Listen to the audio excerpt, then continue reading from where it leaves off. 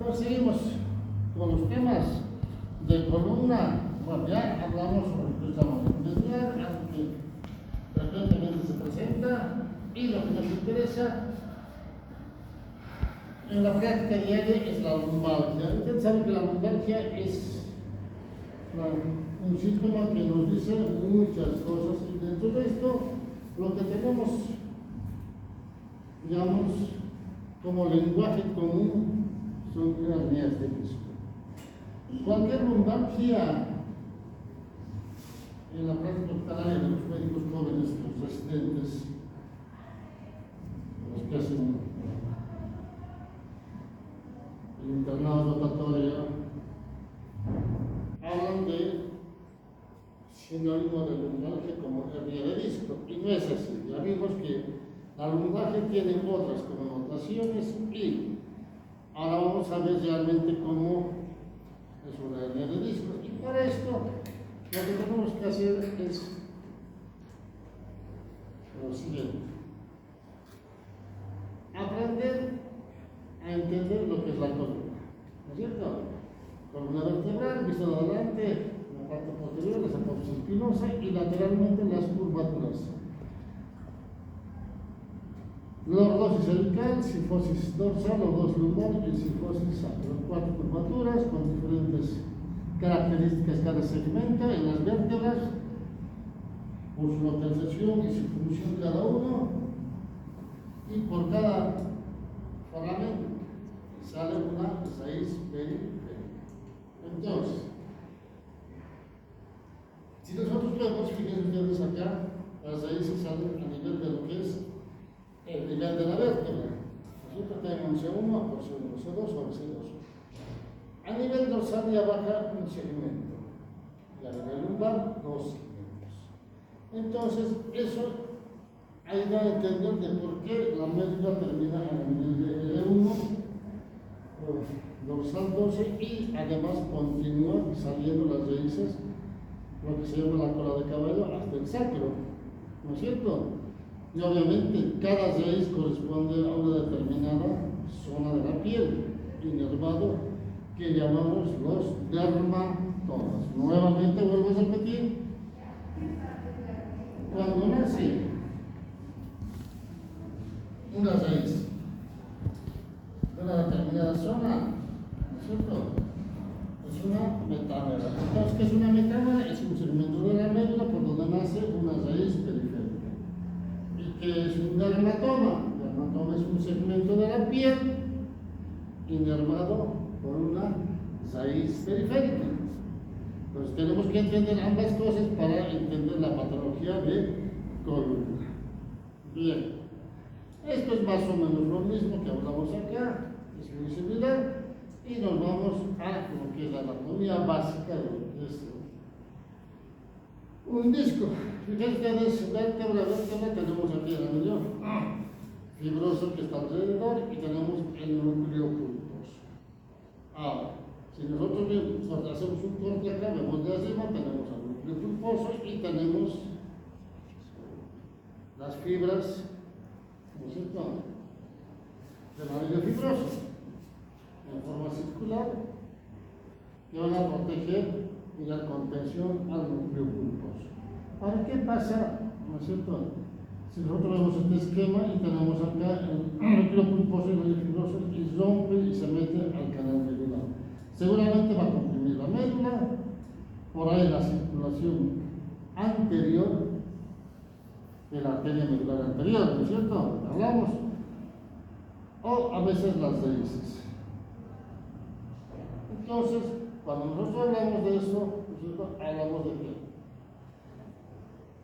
¿Qué es una hernia de disco?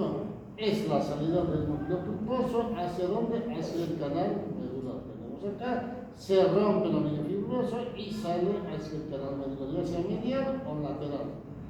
Y si nosotros vemos esta imagen, es una resonancia, vemos, fíjense ustedes cómo sale comprimiendo el canal medular, y si vemos esto, lo mismo. Entonces, la gran mayoría de las hernias de disco, más del 90%, salen lateralmente, medio lateral y comprimen una raíz. Por eso el paciente tiene lo que llamamos la lumbosía ¿cierto? Por compresión de una raíz periférica. Y la causa de esta presentación de hernia de disco, ¿en qué edad se presenta? Ya dijimos que se presenta en personas en edad laboral, que fluctúan más o menos entre los 20 y 50 años, algunos dicen un poquito más, de 16 años hasta 55, pero básicamente es en la edad laboral donde se presenta esto. ¿Por qué? Porque a esa edad la persona, está expuesto a hacer trabajos pesados, ya sea obrero, o albañil, metalúrgico, ¿no es cierto? O cualquier de los trabajadores de las empresas, y aún, ¿no es cierto?, gente profesional, como ustedes, médicos, ingenieros, programadores de sistemas, etcétera, etcétera. En algún momento en su casa hacen trabajo pesado. Y obviamente quienes tienen más problemas son aquellos que no hacen actividad física, aquellos trabajadores que todos los días levantan cosas pesadas. Eso se ve. Un albañil que trabaja toda su vida en albañil, ¿alguna vez vieron con hernia de disco? Muy rara vez. Pero si ustedes ven a un programador de sistema que le ha sentado 8 horas frente a la computadora, hace un pequeño esfuerzo y tiene una lumbar sobre la musculatura. Si hace el estudio, tiene una hernia de disco. ¿Por qué? Porque sus músculos están totalmente débiles. Mientras el trabajador está constantemente con fuerza y con tono, que fácilmente se ponen 2 bolsas de cemento en la espalda y no pasa nada. Era un programador, un ingeniero programador de sistema que se ponga una bolsa, con seguridad va a quedar con una explosión de la hernia de disco. ¿Por qué? Porque sus músculos no están con el tono adecuado y la fuerza adecuada para sostener una carga extra a su organismo. Entonces, fíjense ustedes que por eso que la edad más frecuente, ¿no es cierto?, se presenta entre los 20 y los 55 años. Y obviamente a partir de esa edad ya uno se va cuidando. Hace menos fuerza, hace menos esfuerzo, trata de no hacerlo, ¿no es cierto? Uno va cuidándose. Bien, entonces si nosotros vemos esta imagen, fíjense, esto es una protrusión acá, y esto que estoy marcando es una hernia de disco, esto es una raíz que va a bajar hacia abajo y esta es otra raíz. Entonces, cuando sale una hernia de disco, aparece esta raíz o esta raíz, y si nosotros vemos acá en este esquema, fíjense ustedes, sale y desplaza la raíz, y este desplazamiento, esta compresión, provoca una lumbosía. ¿No es cierto? ¿Por qué? Provoca una lumbalgia, dolor lumbar, además comprime la raíz y provoca una ciatalgia. Fíjense, esta es la raíz que está normal, porque el núcleo pulmoso está en su lugar. Pero este no, está desplazado, entonces va a tener una lumbosiatalgia. El paciente dice: tengo un dolor lumbar que me baja a la pierna hasta abajo y no me calma con nada. Y sí, entonces hablamos de la fisiopatología de la hernia de disco. Cuando hablamos de fisiopatología de la hernia de disco, tenemos que entender varias cosas. Primero, si nosotros hablamos de la columna cervical, está diseñada para un movimiento de gran magnitud. Movimiento de rotación, movimiento de flexión, extensión, lateral izquierdo, lateral derecho. Por eso que el canal medular a nivel cervical es mucho más amplio que en el resto de la médula y normalmente no tienen hernias de disco, salvo que tengan algún movimiento brusco, accidente o alguna carga axial, ¿no es cierto?, que puede provocar hernia de disco. Pero sí, estos pacientes van a tener problemas de estenosis por proceso degenerativo, pero no en las personas jóvenes, sino más bien en la tercera edad. ¿Por qué? Porque todos llegamos a tener espondilocrosis con los años. Entonces el paciente va a tener un proceso de afectación espondilolítica degenerativa. Ahora, la parte dorsal, como no tiene movimiento, el canal medular está reducido, pues casi prácticamente al nivel de la médula. Sí tiene movimiento de flexión, extensión, pero mínimo, ¿no es cierto? ¿Por qué? Porque tenemos como sostén y protección a la pasilla costal, al tórax. Entonces va a tener poco movimiento y la parte lumbar también tiene movimientos, ¿cierto? Pero su función es soportar una carga máxima. Las vértebras y las articulaciones están diseñadas para soportar carga de gran magnitud y los movimientos comparados con la parte cervical es mucho menos con relación a la, ¿no es cierto? Bien. Ahora,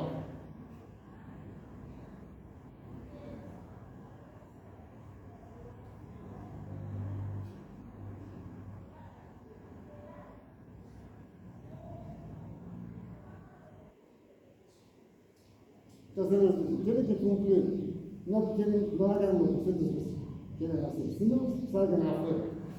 Si quieren hacer lo que ustedes quieren, salgan afuera. Uno tiene que aprender a respetar reglas y normas. Entonces,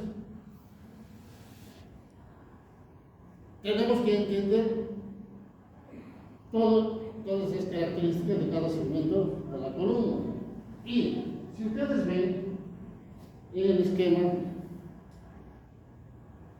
es la forma correcta de cómo uno debe levantar objetos pesados y esta es la forma incorrecta. La gran mayoría de las personas hace esto. Por eso es que tienen problemas de hernia de disco. ¿Por qué? Porque toda la fuerza al no doblar las rodillas están descargando en la columna lumbar. Pero si yo flexiono, toda la carga se localiza en la rodilla y dejo descansar a la columna. Por eso las personas que hacen este tipo de movimiento en general nunca van a tener problemas de hernia de disco. Y así. Entonces, cuando hablamos de fisiopatología, existen 3 pasos. Primero consiste en la flexión del tronco y el espacio del disco se abre, ¿no es cierto?, hacia atrás, ¿no es cierto?, se cierra hacia adelante, entonces como que hace un ángulo y el núcleo pulposo se retrae hacia atrás. El segundo levanta el objeto pesado y el núcleo pulposo que está atrás queda atrapado, ¿no es cierto?, en la parte posterior de los cuerpos vertebrales. Y el tercer paso, cuando endereza el tronco la persona y levanta la carga que tiene que levantar, entonces, ¿qué es lo que hace? Estando así, el núcleo pulposo hace esto. Y el núcleo pulposo que estaba atrás, como que sale disparado y rompe, ¿qué cosa? El anillo fibroso y provocamos una hernia de disco. Entonces, fíjense, elongación, compresión, flexión y expulsión. Entonces, lo mismo, ¿no es cierto? Es flexión, levantar cosas pesadas y enderezar. En esos 3 pasos provocamos qué cosa? La hernia de disco. ¿No es cierto? ¿Se entiende, no es cierto? Bien. Entonces, cuando tenemos esto, el paciente va a tener sintomatología y vamos a ver esta imagen que está comprimiendo el canal medular y las raíces. Entonces, hablamos de hernias de disco. Y dentro de las hernias de disco existe una serie de clasificaciones ¿no es cierto?, de cada autor y cada experiencia, y tenemos qué cosa. Las hernias del disco parciales y las masivas. Las parciales son en general lo que vemos más frecuentemente, los abombamientos y las protrusiones. Es la salida de parte del núcleo pulposo hacia el canal medular y comprime algunas raíces, dependiendo si es medial o lateral. Ahora, si es masiva, es la salida de todo el núcleo pulposo hacia el canal medular, va a romper el núcleo pulposo, ¿no es cierto? Y a eso se llama extrusión. Y obviamente, si se presenta a nivel de L5, S1, cuando tiene un disco extruido, el paciente puede tener síndrome de cola de caballo. ¿Y cuáles son los síntomas del síndrome de cola de caballo? De eso ya hablamos. ¿Cuáles son? Dolor en la ¿Cuáles son?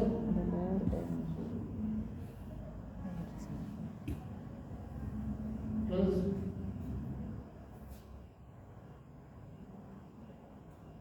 ¿Dos? ¿Dos tiene?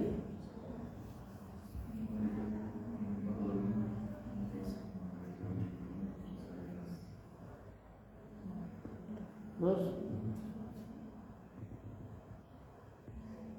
Nada. ¿Dos? Represión en la región. ¿Dos? ¿El dolor? Sí. Anestesia en silla de montar con alteración de los esfínteres, retención urinaria, ¿no es cierto? Esas son las características de un síndrome de cola de caballo por una extrusión de una hernia de disco. Tienen que saber, porque si no, van a tener problemas con el diagnóstico con los pacientes. Entonces, nosotros vemos esto que es protrusión, fíjense, la salida, vemos cómo el disco se mete así y comprime las raíces. O vemos esto, fíjense, ¿no es cierto? Esta es una resonancia y esta es una tomografía. Entonces tienen que aprender primero a tener en mente, en la cabeza, la fisiopatología, la sintomatología y después, digamos, la semiología. ¿Para qué? Para poder examinar lo que sospechamos y finalmente todo lo que hacemos con el paciente tiene que tener siempre una relación con las imágenes. La gran mayoría de la sintomatología neurológica siempre existe una relación. Relación imagen-sintomatología, muy pocas veces falla, salvo que ustedes se equivoquen en el diagnóstico, obviamente. Ahora, existe clasificación de las hernias de disco por su localización, hernias de disco por su volumen. Cuando hablamos por su localización, vamos a ver hernias de disco mediales o centrales, hernias de disco medio laterales, hernias de disco foraminales pequeñitos, extraforaminales, a veces hay hernias de disco anteriores que no dan ninguna sintomatología, o la protrusión difusa anular en todo el lado. Pero en general, ¿qué es lo más frecuente? Las mediales o posteromediales, que son más frecuentes, que van a provocar solamente lumbalgia, muy rara vez compresión radicular. Las posteromediales, estas sí se presentan por una flexión, esfuerzo, ¿no es cierto? ¿Y qué van a provocar? Estas sí van a provocar una lumbociatalgia. Las foraminales, estas sí, son hernias de disco pequeñas, no son masivas, se meten directamente al foramen por donde sale la raíz, y estas sí van a dar una sintomatología de una ciatalgia, si quieren, o una lumbociatalgia que no calma. Con el reposo no calma, con los analgésicos no calma, con los antiinflamatorios. ¿Por qué? Porque está en compresión permanente una raíz periférica. Entonces tenemos, lo más frecuente, tenemos una medial, medio lateral, foraminal y extraforaminal. Estas no están clasificadas, pero no van a dar sintomatología, salvo esta que a veces dan una lumbalgia, pero a veces nada. A veces no da ninguna sintomatología. Bien, seguimos. Ahora, existe otra clasificación por su Disca. volumen o cantidad. Y entonces tenemos esto que es un abombamiento, esto es una protrusión, esto es una extrusión y esto es un secuestro. Cuando hablamos de abombamiento, en general el anillo fibroso no está roto, pero, ¿no es cierto? Algunas fibras sí los están, pero están dentro del anillo fibroso. En la protrusión se rompe el anillo fibroso y acá sale el glucoso hacia el canal medular, pero todavía está contenido por el ligamento anterior. Ahora, en esto, a veces ya se rompe el anillo fibroso, se rompe muchas veces parte del ligamento y se mete hacia el canal medular. La mayor cantidad del núcleo pulposo. Y cuando hablamos de secuestro es porque sale todo el núcleo pulposo y se desplaza hacia abajo o hacia arriba. Eso se llama secuestro. Entonces ya tenemos por su localización medial, medio lateral, foraminal y extraforaminal. Por su volumen, abombamiento, protrusión, extrusión y secuestro. Entonces esa es la forma de entender desde disco acá tenemos el abombamiento, protrusión, extrusión y secuestro por su localización medial, medio lateral, foraminal y extraforaminal. ¿No es cierto? Entonces esas dos clasificaciones es lo que mayormente se maneja en el ámbito médico. Ahora, ¿cuál es la clínica? En general la clínica es un dolor lumbar que irradia hacia los miembros inferiores. ¿Y en qué paciente se presenta más? Más se presenta en los varones que en las mujeres. ¿Por qué? Por el tipo de actividad laboral que uno realiza en la vida diaria. ¿No es cierto? Y el promedio de presentaciones entre los 20 y los 60 años. ¿Cómo va cambiando? Algunos dicen un poquito más, hasta los 55, otros hasta los 60, desde los 20, algunos un poquito desde los 15, dependiendo, digamos, a partir de qué edad uno empieza a trabajar realizando trabajos pesados. Y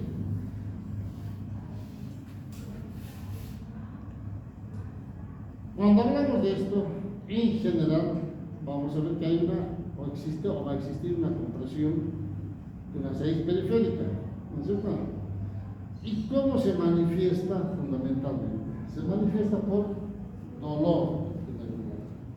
El paciente tiene un dolor lumbar que le baja hacia la pierna y si el dolor le baja hasta la pierna.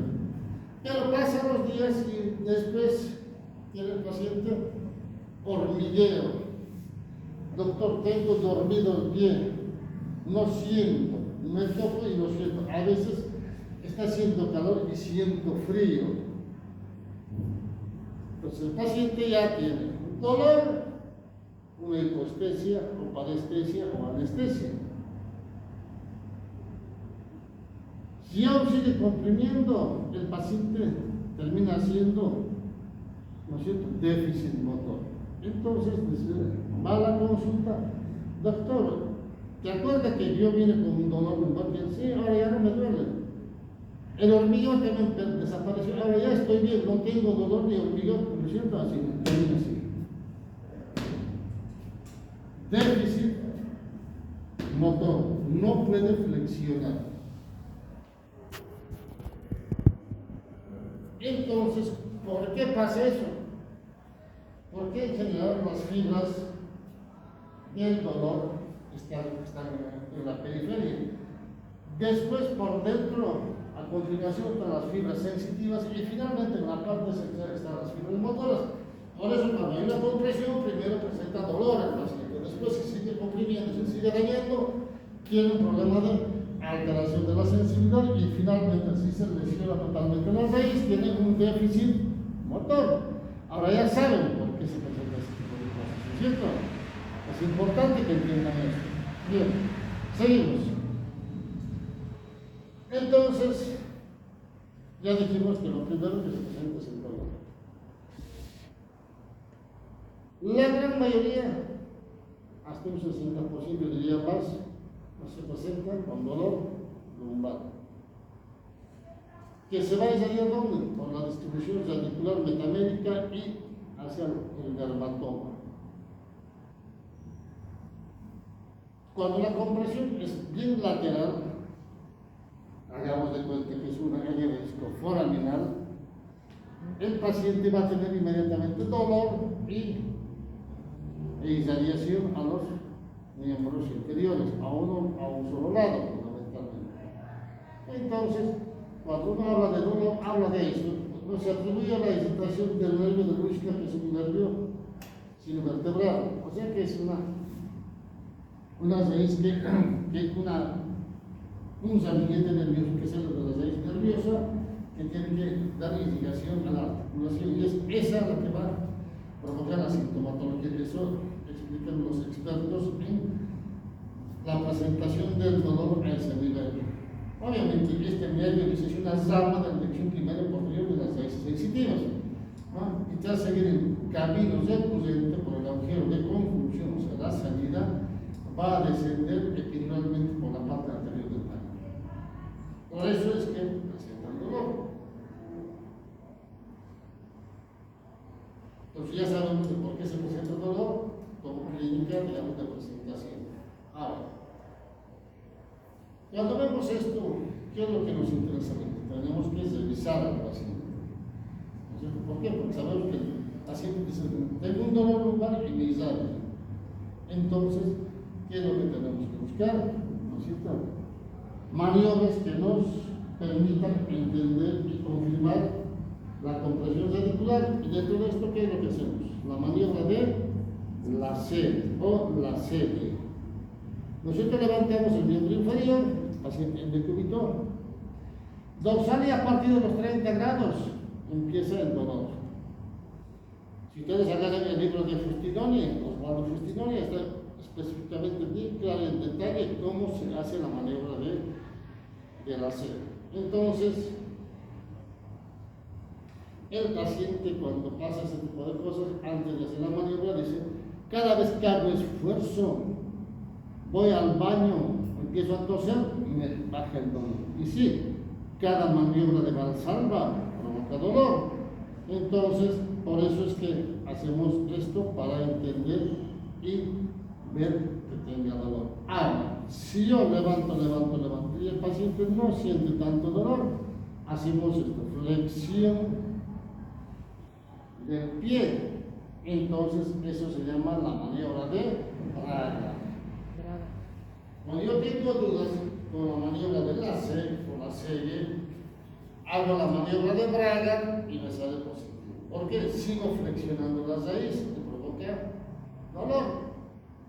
Entonces, esas dos maniobras nos ayudan a entender de que sí tiene una compresión radicular. Bien. Cuando vemos que el paciente tiene dolor, ¿qué es lo que hace el paciente? Normalmente tiene un dolor derecho, hagamos en cuenta, ¿qué es lo que hace el paciente? Camina así, para no tener presión, asentar el pie afectado, porque cada vez que asienta le provoca dolor, entonces hace esto, siempre se para así, entonces provoca contractura muscular. Entonces muchas veces uno revisa y tiene dolor a ambos lados, y uno empieza a dudar, ¿no es cierto? Pero es posición antiálgica, ¿no es cierto? La cadera es una contractura molesta en la gran mayoría de los pacientes, ¿no es cierto? ¿Para qué? Para que esto que está apretado, hago esto y intento abrir el foramen, ¿para qué? Para que no comprima la raíz se pueda aliviar el dolor, ¿no es cierto? Bien, después, otra de las cosas que vamos a ver es que tienen trastornos sensitivos, o sea, alteración de la sensibilidad. O sea, para eso tenemos que examinar los dermatomas que ya sabemos porque ya vimos en clase anterior, ¿no es cierto? ¿Y qué es lo que puede presentar? Una hipoestesia, una parestesia, hiperestesia, una disestesia, ¿no es cierto? En otras palabras, el paciente dice: tengo dormido el pie, tengo hormiguitas, me da calambre. Pues uno tiene que entender y interpretar, ponerle la terminología médica como somos médicos. Entonces el paciente va a tener todo eso y entonces nos está diciendo que tiene una compresión radicular del nervio ciático. Y cuando el paciente no va al médico, muchas veces ya llega con lesión o dificultad para caminar, es porque hay un déficit motor. Pero es poco. Acá hablan hasta un 35%. En general no es tan así, pero por ahí sí. ¿No es cierto? En los libros estadísticos de los autores dicen que llegan hasta ese porcentaje. ¿No es cierto? Lo importante es que tenemos que entender que el paciente tiene un dolor lumbar que irradia al miembro inferior, que es una lumbosidalgia, puede tener parestesia, hipoestesia, disestesia, etc., que nos van a marcar, indicar una compresión radicular. Entonces, ¿no es cierto? ¿Cuál es la urgencia de la cirugía? Cuando vemos una hernia de disco extruido o un secuestro, esas sí son relativamente urgentes. ¿Por qué? Porque si no lo operamos, va a dejar una lesión permanente en las raíces. Y mucho más, si es a nivel L5S1, como una extrusión, ¿qué es lo que va a provocar? ¿Qué va a provocar? Un síndrome de cola de caballo. Entonces, si nosotros no operamos el síndrome de cola de caballo, el paciente va a quedar con problemas ¿en qué? En los esfínteres, no va a poder orinar de tensión urinaria, ¿no es cierto? Por eso es la urgencia, por eso es importante hacer el diagnóstico, ¿no es cierto?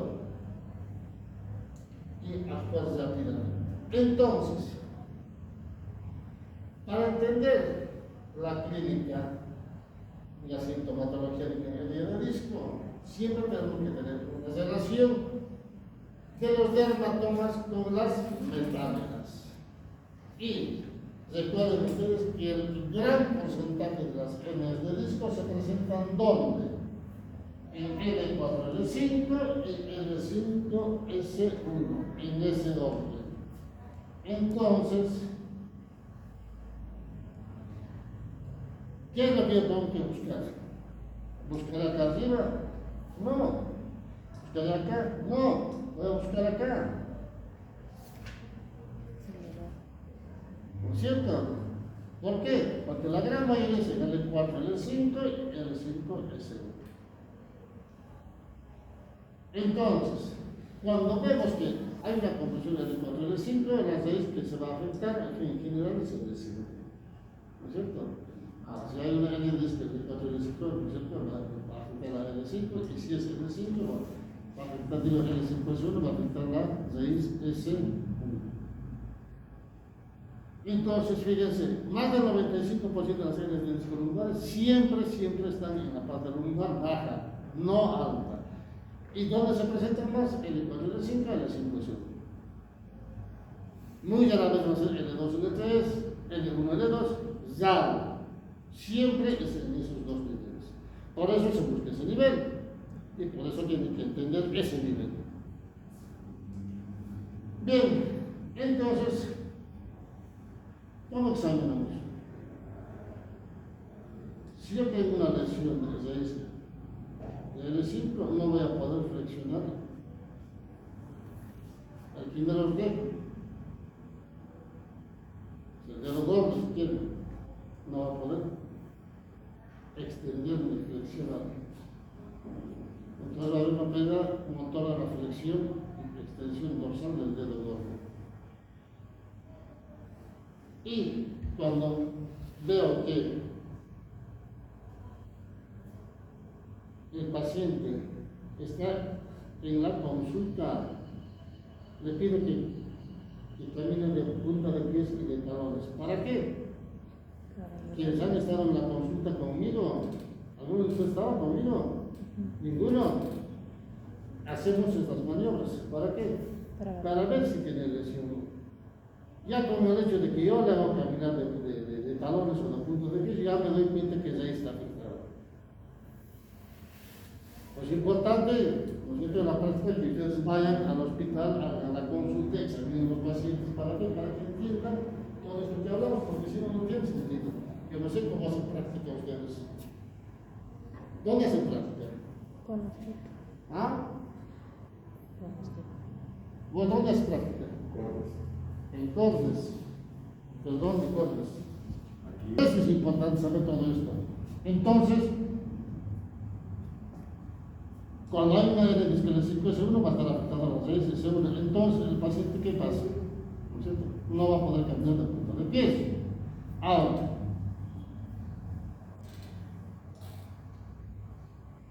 si hago de buscar los reflejos a nivel de S1, voy a ver que ausencia o disminución del reflejo aquí le hago. ¿Por qué? Porque pasa por ahí esta raíz.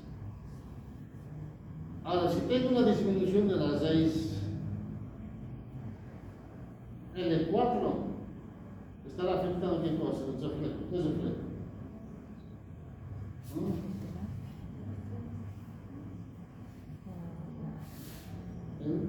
L4, ¿no es cierto? L4. Fíjense que todo esto que estamos hablando lo hacemos en la práctica diaria en la consulta. Entonces uno ya automáticamente uno hace y uno se da cuenta rápidamente. Bien, entonces en la maniobra de hacer el reflejo quiliano y el reflejo patelar. Hablamos del síntoma de cono medular y la caudequina. Esto ya hablamos, ¿no es cierto?, cuando hay una compresión, ¿no es cierto?, por un disco extendido a nivel de la cola de caballo, que va a provocar ¿qué cosa? Alteración de los esfínteres y anestesia en silla de montar, porque hay una compresión de los raíces a cola de caballo, ¿no es cierto? Bien. En la exploración, en general, la musculatura casi un 90% nos va a dar la sintomatología exacta de una hernia de disco. Entonces, cuando uno ve este tipo de cosas, ¿no es cierto?, siempre tiene que investigar antecedentes. Vamos a ver que aumenta con las maniobras de Valsalva, hipoestesia, pérdida de fuerza en algunos casos por déficit motor, y hacemos las maniobras. La maniobra de la serie, vamos a ver la hipoestesia, dependiendo si afecta la raíz S1 o L5 o L4, el reflejo aquiliano está disminuido cuando está afectado S1, pero después en la flexión dorsal cuando está afectado el L5, ¿no es cierto? Y obviamente el diagnóstico, digamos, lo confirmamos con imágenes. Y podemos tener una discopatía, disminución de los espacios de disco, o un desplazamiento con una listesis, o a veces una rectificación de la columna lumbar y vemos una hernia de disco, o está mucho más grande que una tomografía, y si nosotros vemos una resonancia, vamos a ver lo mismo: aumento, salida de los núcleos pulposos hacia el canal medular con mayor detalle, y obviamente el tratamiento va desde lo que son tratamientos simples, fisioterapia, flexión, extensión, elongación, reposos relajantes musculares, analgésicos antiinflamatorios, hasta un proceso de intervención quirúrgica que actualmente se hace la microdisectomía. Pero también existen otro tipo de tratamientos, que se usan, hay muchas técnicas para hacer tratamiento. Ustedes escucharon seguramente tratamiento de hernias de disco sin cirugía, ¿no es cierto?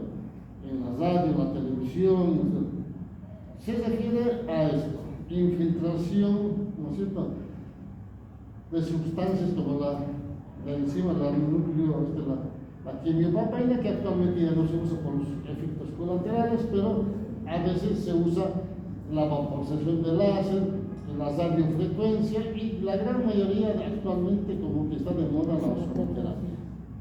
No se infiltra gas ozono en el canal medio, en el disco, en el espacio discal, se deshidrata, disminuye el volumen y la sintomatología desaparece. Entonces no hay necesidad de operar. Pues fíjense ustedes, hay muchas técnicas para la cirugía, pero un paciente que tiene disco extruido o secuestrado, en general se tiene que operar. No hay otra cosa. Muy bien, jóvenes. ¿Alguna pregunta? ¿Ninguna? Muy bien. Se terminó la clase.